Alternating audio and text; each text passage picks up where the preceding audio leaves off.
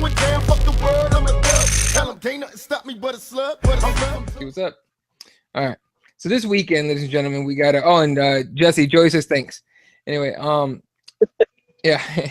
Anyway, so this weekend in Gdansk, fuck, I can't say that. Poland. In Poland. Yeah, all right? yeah. Come on, don't be an ass. Whatever, dude. Early. It's an early fucking card, all right, for everybody. 8:30 a.m. Pacific time. It's my time. It's 8:30 in the morning. 11:30 your time there, Fred, in the Eastern time. It's packed with actually. It's actually not Is a that bad yo, card. wait. Is 11:30 my time? Is that like early prelims or main card? So it's all Fight Pass, right? The prelims are Right. 11:30 your time. Okay, so that's when the very first fight starts. Yeah, your main card starts at 3 p.m. Okay, gotcha. All right, so we got, first fight of the night, Felipe Arantes against Josh Emmett. Lena Landsberg's taking on Aspen Ladd, who's coming in from Invicta. Yeah. Artem Lobov against Andre Fili. It's not a bad fight. Yeah, I always down to see Artem Lobov take a beating too. I think he's going to lose that fight, hopefully. I think so, dude. I didn't know Andre Fili has 9-inch reach advantage on him. He doesn't use his reach all that well as far as it goes, but yeah. Yeah. All right, we'll see. I'm thinking of Fili on that one as well. And just a couple of names. Sam Alvey needs an impressive win, not just a win, but an impressive win. He's fighting an unnamed Russian, right? Yeah, Ramazan Emeev, who, by the way, I looked up, and he's not a fucking pushover, but he is coming in on I think he's coming in short notice, so he has an advantage. Damian Stasiak against Brian Kelleher. Anthony Hamilton's back, taking on Adam Wigzarek.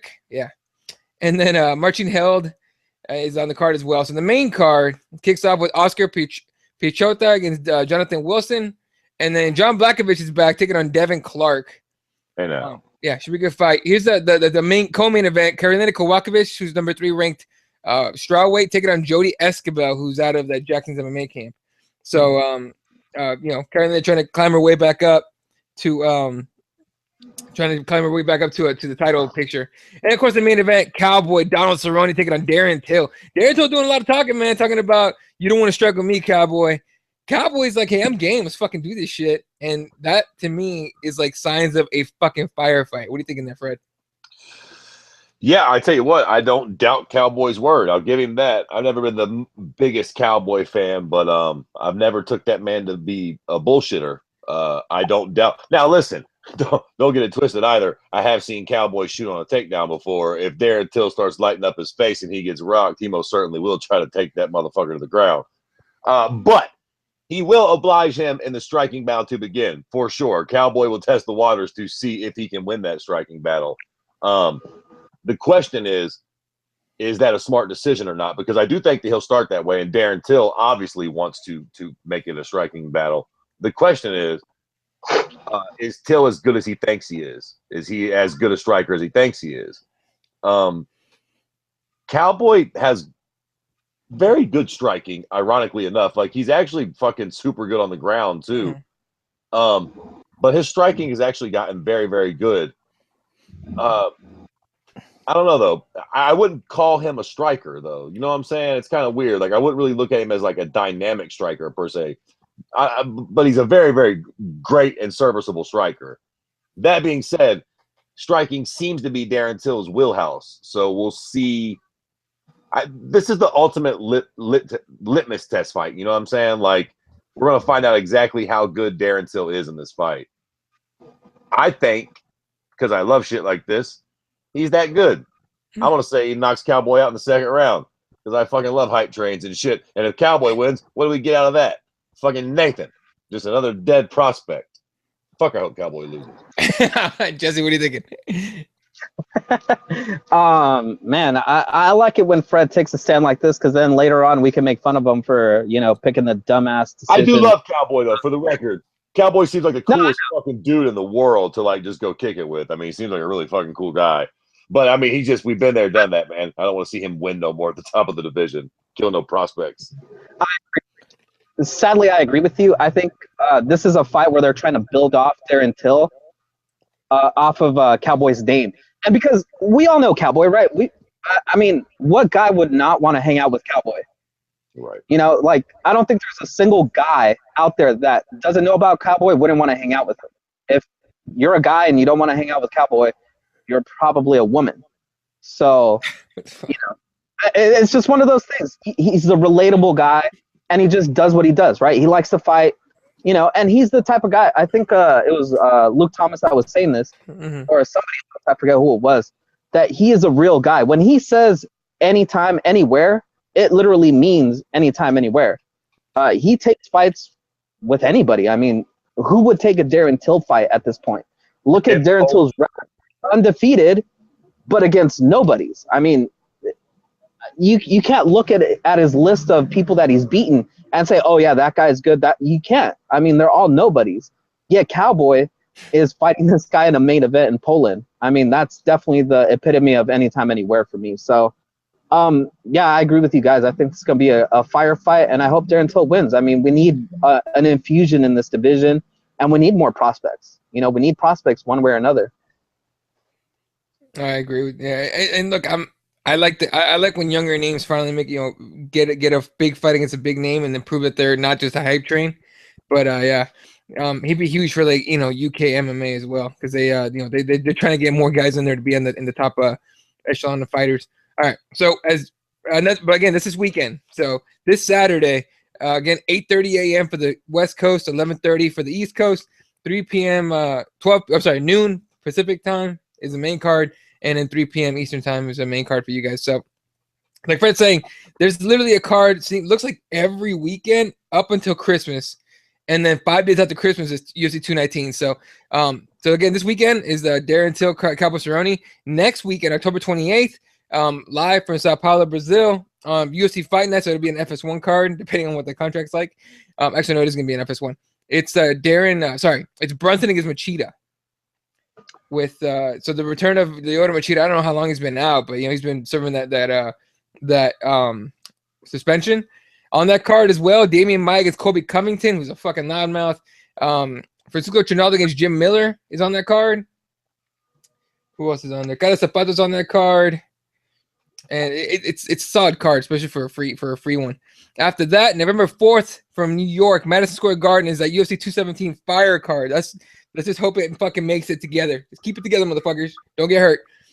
Again, Bisping against Quick. Okay. Hold on. To interrupt you while we're here on this one, I gotta know quickly, boys. I'm really surprised at the amount of people that are actually having the stones to pick GSP in this fight.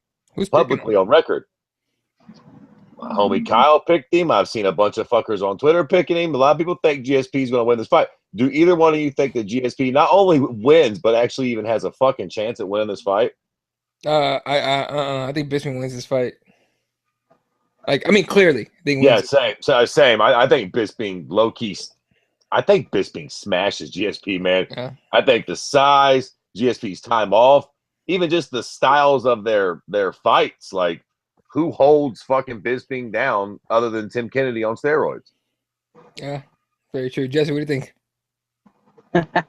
I don't know, man. I'm not even gonna fathom a guess, just because of the fact that we haven't seen GSP in a long time. And who was the last high level wrestler / boxer that Bisping fought that's very good at the transitions as well as GSP? It's been a long time. So I don't know, man. I agree with you guys, though. If I'm just looking at it, not with rose-colored glasses of GSP's career, it should be Bisping's night of just, smashing GSP and moving on. But like Fred said, this is why we like MMA, man. You never know what happens. That's true. That's true. But short of one of those stories, Bisping's too big, dog. GSP's little punk ass fucking Freddie Roach jab is not going to deter Michael Bisping, man. I just feel like Bisping's been getting punched by the likes of Dan Henderson and fucking, you know what I'm saying? Like I don't know, man. I don't think GSP's going to be able to hurt him. Maybe I could be wrong. Maybe Mike takes him lightly and shit, and George comes in with something to prove. But yeah, it's possible. Did y'all also hear on the Noses show where he was saying that GSP's like #1 mentor had posted something saying that like he did not he told George not to take this fight, that he saw him sparring and said that he did not like what he's seen. and thought that this was a bad fight, bad time to come back, blah, blah, blah. Now, Ariel had said that people had texted him saying that dude was just salty because he wasn't in the corner and Freddie Roach was, so it was sour grapes. But if not, like, that's GSP's fucking like mentor. Like, it's the dude that called him retiring before he retired. Yeah, I don't know. It could be sour grapes, or it could be like, hey, don't fuck up the numbers now. Don't we fucking up those numbers now? You know what I mean? So I don't know. Raider says GSP has rust all over him. He's going to. It's been years since he's fought. Right. And I think, dude, I tell you what, man, like I said, Michael Bisping is one of those guys, man. You better ask Luke Rockhold about Mike Bisping. Like, the fucking dude will surprise you, man. Like, I mean, he is not an easy out for nobody, man. Like, that dude, I think ultimately at the end of the day, styles make fights. And Bisping is not going to be a great fucking, he's just too big and too versatile. His wrestling's too good. You know, Bisping's kind of like GSP, man. He don't got no real wrestling base, but he's got good wrestling. He doesn't really get dominated by big men. They're not able to dominate. I mean, Chael Sonnen won the fight, but like still, Bisping made it interesting. And Chael's a mite bigger than, and he was fucking juiced up. He was fucking Johnson makes a point. Well, first of all, he goes, GSP only has one eye, or Bisping only has one eye. But he also said, who didn't GSP hold down? He goes, it's only a 10-pound difference in wrestling that will not matter at all. GSP held down Rig, and Rig was a great wrestler. Here's the thing. I think to me, it's not necessarily about his level of wrestling. I think it's about the time off. To me, it's about the time off. And the fact that, Bisping's bigger and all that shit. I think the time off matters a lot. Yeah. Just physical strength too, man. Bisping's coming down from 205. He's a big 85er. I don't think people realize how big Michael Bisping is, man. That dude is a big fucking dude, man. He is going to be a fuckload bigger than GSP when they get in that cage. And believe it or not, that doesn't matter. When technique matches technique, the bigger fucker wins. I mean, we have weight divisions for a reason. GSP's heading up and Mike's coming down technically.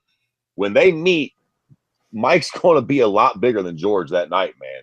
Might not mean that much. Technique might prove out. But I don't think this is a smart fight for George at all. I think he should have stayed at 70. Yeah. I think he's got a fuckload better chance of beating Tyron Woodley than he does Michael Bisping.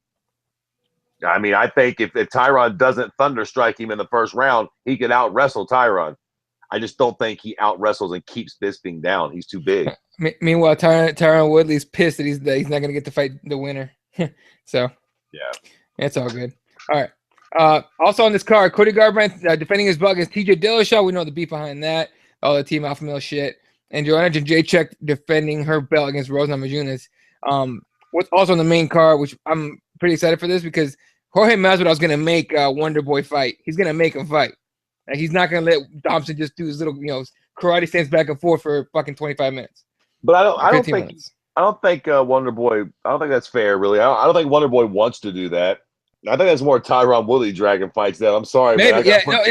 And I'm with you on that too. Because I think this fight. I think Wonder Boy. I mean, listen. The only way Wonder Boy ain't gonna wrestle fucking.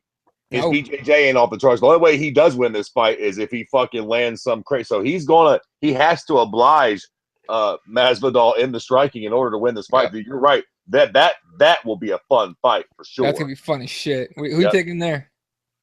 Jesus Christ, I have no fucking idea. Oh, man. I got game bread all day. I don't know, man. I don't think it would be smart to just write Wonder Boy off, man. His striking, even though fucking Tyron Woodley had really good showings against him, dude's striking is still fucking really, really good. I guess at the end of the day, I agree with you. I think Masvidal's got more tools, but he better be cool, man. Wonder Boy definitely has the ability to fucking hit you with that one big fucking death kill shot.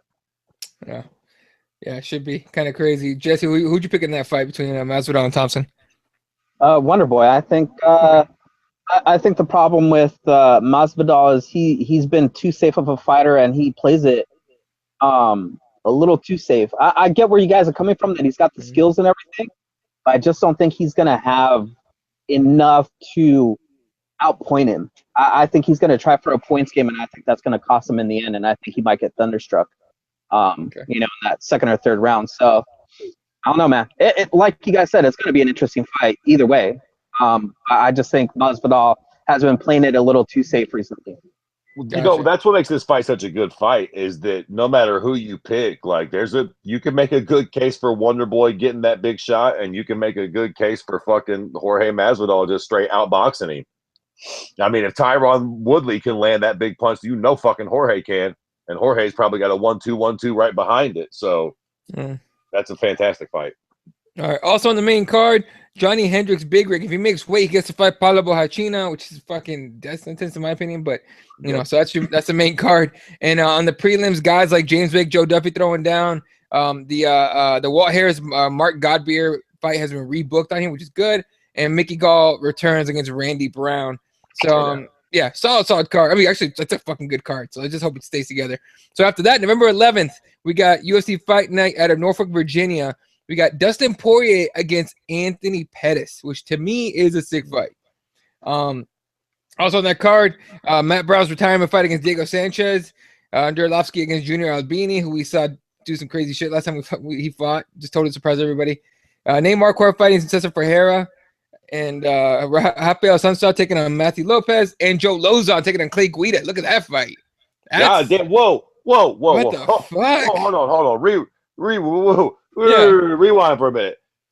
What are these names you're saying to me? This is like the old guy card. Yeah, this is the old guy card. We got Matt Brown fighting Diego Sanchez, which I still think Diego's going to take a beat in that fight. We got Arlovsky on this card. What other fucking old ass names did you just throw at me? Nate Marquardt. Jesus Christ. Cesar Ferreira, who's a mutante, who's one of I think one of Belfort's guys. Yeah. Rafael Sunsao, who's he's been around for a while. But the fight that gets me on this is Joe Lozon against Clay Guida. I didn't even know Clay Guida still fought. Jesus Christ. Me neither. Dude, that just tells you how many fucking guys are on this UFC roster that we forget who's in it. You know what I mean? Like, fuck, is that guy still fighting? You know what I mean? That even happens. Can you even pick a winner in that fight? I mean, I guess you pick Joe Lozon, right? I'd go with Joe Lozon, but who knows what to expect out of Clay at this point? Because Clay fights one of two ways. He's either all in or all out. Yeah. One or the other. He's not. He's never in the middle and or anything like that. So, also on this card, John Dodson is Marlon Moraes, which to me is a really good fight. God damn, that's a great fight. Yeah. Sage Norton against Michelle Quinones. Angela Hill against Nina Ansaroff. That's a good fight too. Yeah, so Court McGee's on this card against Sean Strickland. This is a good free card for sure. So that's November 11th. Yeah, it's November 11th. November 18th from Sydney, Australia was supposed to be Mark Hunt against Marcin Tybura. Is that his first name? Marcin? Yeah, Marcin Tybura. Mark Hunt spoke a little too much. The UFC said, yank, pulls him out. Then we got Fabricio Verdum against Marcin Tybura in the main event in Sydney, with the co-main event of Beck Rollins against Jojo Calderwood at 125. Tim Means against Bilal Muhammad. Elias Theodoro, who everyone loves on Twitter, against Daniel Kelly, who needs all the tape in the world. And this card's not finished, by the way. There's plenty of room to add fights to this card, so there'll be more fights. But November 25th, that Saturday, is that Anderson Silva against Kelvin Gastelum fight. Where's that at? That, make sure here, is Shanghai, China. Oh, that's a fight night. Wow, when's the last time we saw Anderson Silva not on a pay-per-view? This is a fight night. Okay. What was it, that Fight Pass where he fought against Bisping? Oh, right. Okay, so that makes sense. All right. And then also on that card, Caitlin Curran gets another chance to stay on the roster. Good for her. And Chase Sherman, the gift king on Twitter, gets Shamil Abdurakhimov. So that motherfucker said, I see when he got that fight, he tried to say Chase Sherman versus the alphabet. Yeah, yeah, exactly. I you know what he does? That dude does good work on Twitter. After that, Friday, December 1st, 2017, is no main event announced yet, but is the Ultimate Fighter finale. Then we got Andrew Sanchez against Ryan James in the co-main. Joe Soto's back against Brett Johns. Not a lot of names, pretty much on that one. But again, that's a while from now, so it's not a lot. But December 2nd. That's a Saturday, right up the day after UFC 218, Holloway against Edgar. That's a sick fight. I don't think we talked about that in Detroit. Mentioning that, did you see the poster? How the official UFC poster misspelled championship? Did it really? Yeah, they're missing an A on their poster. Go look it up. Damn. When are you guys gonna hire Boss Logic? He can at least use spell check, you fucks. Oh shit. Idiots. Hey, by the way, I know we've jumped all the way down the list of these events, but we are skipping an awesome fight, in my opinion. And I don't know if you guys are going to agree with me, but an awesome fight in on Friday, Gegard Mousasi against Alexander Shlemenko over at Bellator. Is that this Friday? That's Yes, Friday. This is Friday. Fuck, that's this Friday. That Holy is this shit. Friday. I am going to watch that. Here's a crappy thing. From Uncasville. All right, you cut out. You got to start that over. No, I was just saying where it's from. It's in Uncasville, Connecticut, where everything goes. Oh, that's that fucking Mohegan Sun fucking casino. Yeah. All right, whatever. No, look, Gegard's gonna win. I don't give a shit. But it's a good fight. He better. Yeah. Gegard's their biggest signing to date, right? So they need this dude to fucking win. All right. So on that, Wait, what? No. I would say for Fred, the biggest thing that will attract him to this card is Heather Hardy's fighting on this card. And I know Fred loves his beautiful ladies that punch people in the face. So You know what? Heather Hardy. I'm not a big fan of Heather Hardy. I gotta say, all due respect, she's got that I might give you syphilis type look. All right, and if that's not your taste, That's a dick softener for me. I like them nerdy and clean. Oh shit! Fucking they got that one chick that's hot as shit, but she fights once in a while. She gets cans. Forgot her name. how about this other name then? Yeah. Oh no. Yeah. Kuniskaya, right? Yeah. I think. Yeah. She's fine as shit. Anna Hulatan is also making her debut for Bellator, so that's also another person to look out for. Cool. So that's this weekend. So you guys got card fight on Friday night. You got fights on Saturday morning. So all right. Back to his UFC 218 card. We got Holloway against Frankie Edgar. Co-main event. Alistair Overeem against Francis Ngannou. The winner's gonna get Stipe. I don't see any other way. Oh yeah, for sure. Eddie Alvarez against Justin Gaethje. Henry Cejudo against Sergio Pettis, coming off the incredible story of him fucking having to jump out of a window to survive the fires in California. That is a fucking crazy story. But if you guys haven't heard it, just look it up on YouTube. It's fucking crazy. Ali Quinta gets on Paul Felder when he's not fucking trying to sell houses. And, Felice Herrig, ABC's on here. Amanda Bobby Cooper against Angela Magana. Whoa, Angela Magana's still fighting. Okay. Yep. And then they just added Tisha Torres against Michelle Watterson. So it's a good fight. So that's UFC 218. December 9th, you got Swanson against Brian Ortega in Fresno on FS1. Then December 16th, fight night. This is a big fight. Lawler against Dos Anjos. God damn, boy, I gotta tell you, man, the UFC kind of had a little bit of a shitty fucking first, second, and third quarter, but it looks like the fourth quarter they're gonna finish strong. Pedal to the metal. Hey, this Robbie Lawler RDA card, co-main event, Jose Aldo against Ricardo Lamas. God damn, that's what I'm fucking talking about, dude. And then Santiago Ponzinibbio against Mike Perry. God damn. And then Glover Teixeira against Misha Serkinov. I mean, goddamn. Holy shit, dude. What is that? Is that a Fox card? That's a fucking Fox card, yeah. Yeah, I was gonna say that's gotta be like a big Fox card. That's fucking sick. Dude, that's a sick fucking card for free. December 16th. So Merry Christmas, motherfuckers. And that's a pay-per-view card. That should be, right? But hey, let's keep it free. We're good. And then UFC 219, December 30th. That's your New Year's cards, what they call it. No main event announced yet, but the co-main is not co-main. Here's the fucking cards, the fights on the card. Dominic Cruz against Jimmy Rivera. Very good. Cynthia Calvillo against Carlos Esparza, which is basically Calvillo making a name off of Esparza. Yeah. Former champion and all that. Luis Smolka is going to try and make that weight again at 125 against Mateus Nicolau. And then the return of one Carlos motherfucking Condit against Neil Magny on that card. That card's already shaping up to be pretty good. And plenty of room for more fights. All they gotta do is sign fucking Connor Tony, and we're done, son. It'll be a wrap on the year. Yeah, and that one's from Las Vegas, so it's probably gonna end up being like T-Mobile Arena or something like that. So perfect. Yeah, definitely. So if you guys are in Vegas for New Year's, might want to get yourself some tickets as soon as they go on sale, especially if they don't announce that Connor card fight yet. Like hypothetically, just for the sake of argument, say if they swear that shit's gonna be sick. Fuck you, Nate. That's what you get for playing too good. If they line up motherfucking Khabib and Barboza Yeah. and then they can sign the Conor versus Tony fight and do them both on this card at the end That's of the year with all these other fights. Crazy Holy card. fucking shit, it'll be so sick. And then if Khabib wins, I think he would, and Conor can win, I think that ultimately sets up the biggest fight that you can make in MMA right now. Yeah. Yeah. If they especially- both can win those fights, because I think Khabib has the gift. He's got what Fedor used to do, he can do. Yeah, he just has to make it to the fight. Right, That's it. right. He just So- has to make it and have an impressive performance. If he can go and fucking smash Barboza on the same card that Conor fights on, good shit. Attitude was fucking, these motherfuckers love it to be a soldier. Must maintain composure at ease, don't like it's complicated.